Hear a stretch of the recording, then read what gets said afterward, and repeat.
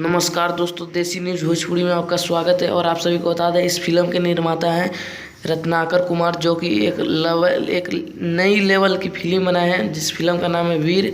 और आप सभी को बता दें, इसमें नए चेहरा देखने को मिलेगा, जिनका नाम है निवेदन चौधरी, जो कि काफ़ी ज़्यादा हैंडसम और लुकिंग मैन है।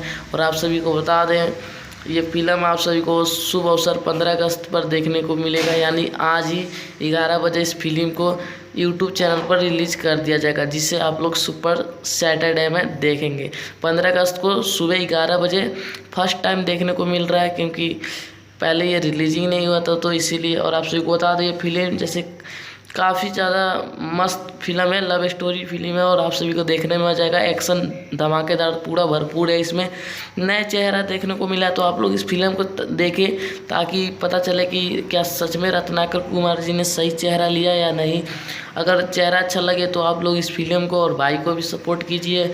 और जैसे नए चेहरे आए हैं, तो नए चेहरे को आप लोग ज़रूर देखिए, ताकि पता चले कि कैसा फिल्म बन रहा है आप सभी के बीच में।